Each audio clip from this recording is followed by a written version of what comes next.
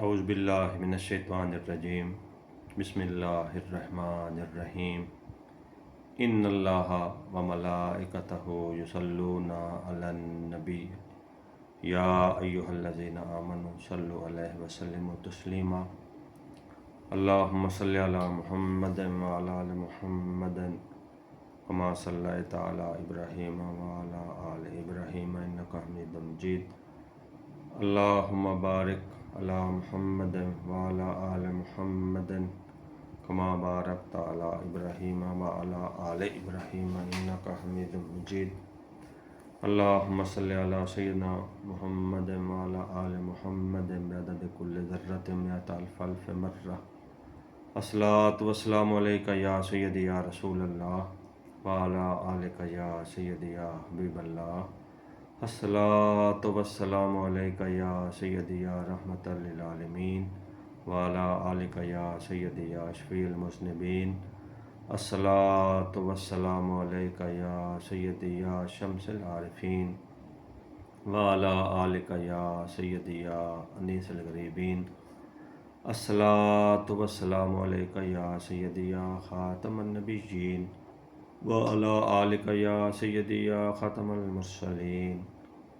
الصلاۃ والسلام علیک یا سیدی یا محبوب رب المشرقین و رب المغربین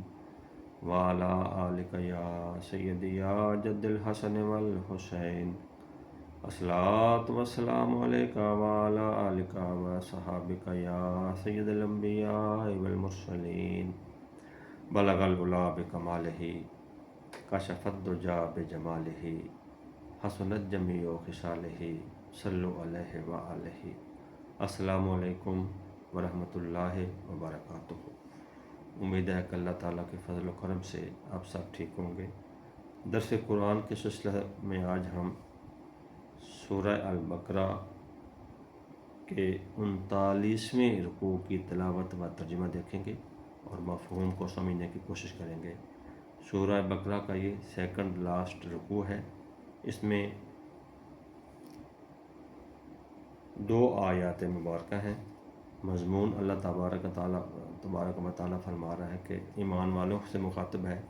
کہ جب کوئی تم لین دین کرو، کاروباری لین دین کرو تو اس کو لکھ لیا کرو اور اپنے ساتھ گواہ بھی ٹھہرا لیا کرو، گواہ مقرر کر لیا کریں تاکہ کوئی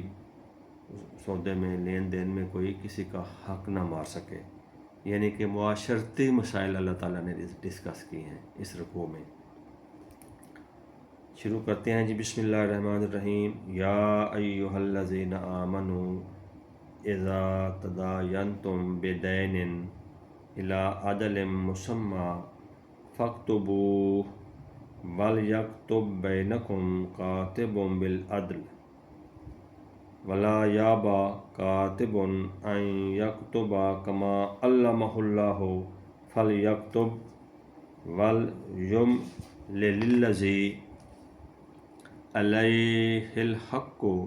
ولیتق اللہ ربہ ولا یبخس منہ شیئا فإن کان الذی علیہ الحق سفیہا او ضعیفا او لا یستطیع ان یمل ہوا فلیملل ولیہ بالعدل واستشہدوا شہیدین من رجالکم فإن لم یکونا رجلین فرجل وامرأتان ممن ترضون من الشہداء ان تضل احداہما فتذکر احداہما الاخری ولا یابا الشہداء اذا ما دعوا ولا تسمعوا ان تکتبوہ صغیرا او کبیرا الی اجلہ ذالکم اقسط عند اللہ واقوم للشہادۃ وادنی الا ترتابوا الا ان تکون تجارۃ حاضرۃ تدیرونها بینکم فلیس علیکم جناح اللہ تکتبوها واشہدوا اذا تبایعتم ولا یضارہ کاتب ولا شہید وَإِن تَفْعَلُوا فَإِنَّهُ فُسُوقٌ بِكُمْ وَاتَّقُوا اللَّهَ وَيُعَلِّمُكُمُ اللَّهُ وَاللَّهُ بِكُلِّ شَيْءٍ عَلِيمٌ۔ اے ایمان والو، جب تم ایک مقررہ مدت تک کسی دین کا لین دین کرو، یعنی کہ کاروباری لین دین کرو، تو اسے لکھ لو، اور چاہیے کہ تمہارے درمیان کوئی لکھنے والا ٹھیک ٹھیک لکھے، یعنی کہ جو کاتب ہے وہ بھی اس میں ڈنڈی نہ مارے، اور لکھنے والا لکھنے سے انکار نہ کرے جیسا کہ اسے اللہ نے سکھایا ہے، تو اسے لکھ دینا چاہیے، اور جس پر حق آتا ہے وہ لکھاتا جائے، اور اللہ سے ڈرے جو اس کا رب ہے، اور حق میں سے کچھ رکھ نہ چھوڑے۔ پھر جس پر حق آتا ہے، اگر بے عقل ہے وہ، یا ناتواں ہے، یا لکھا نہ جا سکے، تو اس کا ولی یعنی کہ اس کا جو وارث ہے وہ انصاف سے لکھائے، اور 2 گواہ کر لو اپنے مردوں میں سے۔ پھر اگر 2 مرد نہ ہوں تو 1 مرد اور 2 عورتیں، ایسے گواہ جن کو پسند کرو، یعنی کہ جن کی گواہی قابل تسلیم بھی ہو دونوں پارٹیوں کو، کہ کہیں ان میں ایک عورت بھولے تو اس ایک کو دوسری یاد دلا دے۔ اور گواہ جب لائے جائیں تو آنے سے انکار نہ کریں، یعنی کہ جب گواہوں کو گواہی کے لیے بلایا جائے تو وہ بھی آنے سے انکار نہ کریں، اور اسے بھاری نہ جانیں کہ دین یعنی کہ کاروباری لین دین چاہے چھوٹا ہو یا بڑا، اس کی میعاد تک لکھ لیا کرو، یہ اللہ کے نزدیک زیادہ انصاف کی بات ہے۔ اس میں گواہی خوب ٹھیک رہے گی، اور یہ اس سے قریب ہے کہ تمہیں شبہ نہ پڑے، مگر کوئی سر دست کا سودا ہو، یعنی کہ دست بدست لین دین ہو، ادھار نہ ہو، نقد ہو، تو اس کے نہ لکھنے کا تم پر گناہ نہیں۔ اور جب خرید و فروخت کرو تو گواہ کر لو، اور نہ کسی لکھنے والے کو ضرر دیا جائے، نہ گواہ کو، اور نہ لکھنے والا ضرر دے نہ گواہ ضرر دے، یعنی کہ جب لکھنے والے کو سے لکھوایا جائے تو اس کی پوری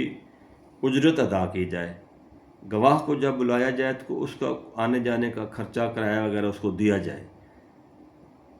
تو اللہ فرما رہا ہے کہ نہ اس کو ضرر دیا جائے، ضرر دینے سے مراد ہے کہ اس کی اجرت نہ رکھی جائے، اور گواہ کو بھی آنے جانے کا خرچہ دیا جائے، اور نہ لکھنے والا ضرر دے اور نہ گواہ ضرر دے۔ اس سے مراد ہے کہ وہ لکھنے والا انکار بھی نہ کرے، اور گواہ جو ہے وہ اپنی گواہی دینے کے لیے آئے، گواہی دینے سے انکار نہ کرے، یہ اس کا مطلب ہے۔ اگر تم ایسا کرو تو یہ تمہارا فسق ہوگا، یعنی کہ اگر کاتب کو بھی ضرر دیا جائے، گواہ کو ضرر دیا جائے، یا لکھنے والا ضرر دے،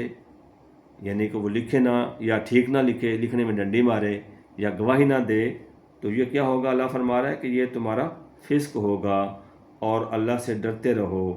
اور اللہ تمہیں سکھاتا ہے، اور اللہ سب کچھ جانتا ہے۔ وَإِن كُنتُمْ عَلَىٰ سَفَرٍ وَلَمْ تَجِدُوا كَاتِبًا فَرِهَانٌ مَّقْبُوضَةٌ فَإِنْ آمَنَ بَعْضُكُمْ بَعْضًا فَلْيُؤَدِّ الَّذِي اؤْتُمِنَ أَمَانَتَهُ وَلْيَتَّقِ اللَّهَ رَبَّهُ ولا تکتبوا الشہادۃ ومن یکتمھا فإنہ آثم قلبہ واللہ بما تعملون علیم۔ اگر تم سفر میں ہو اور لکھنے والا نہ پاؤ تو گروہ قبضہ میں دیا ہوا، اور اگر تم میں ایک کو دوسرے پر اطمینان ہو اور وہ جسے اس نے امین سمجھا تھا اپنی امانت ادا کر دے، اور اللہ سے ڈرتے رہو اللہ سے ڈرے جو اس کا رب ہے، اور گواہی نہ چھپاؤ۔ گواہی چھپانا بھی گناہ ہے۔ اللہ تعالیٰ فرما رہا ہے کہ گواہی کو چھپانا نہیں چاہیے، اور گواہی نہ چھپاؤ۔ جو گواہی چھپائے گا تو وہ اندر سے اس کا دل گناہ گار ہوگا، یعنی کہ گواہی چھپانا اتنا زیادہ گناہ ہے کہ وہ اس کا دل گناہ گار ہوگا، اور اللہ تمہارے کاموں کو جانتا ہے۔ صدق اللہ العظیم و صدق رسولہ النبی الکریم۔ دعا ہے کہ اللہ تبارک و تعالی ہمیں قرآن پاک کے مفاہیم کو صحیح معنوں میں سمجھنے اور ان پر عمل کرنے کی توفیق عطا فرمائے۔ ہم سب کو اللہ تبارک و تعالی اپنے محبوب نبی صلی اللہ علیہ وآلہ وسلم اور آپ کی آل پاک پر کثرت سے درود و سلام پڑھنے والوں میں شامل فرمائے، اپنا ذکر کثیر کرنے والوں میں پیدا فرمائے۔ وآخر دعوانا ان الحمدللہ رب العالمین، آمین یا رب العالمین۔ السلام علیکم ورحمۃ اللہ وبرکاتہ۔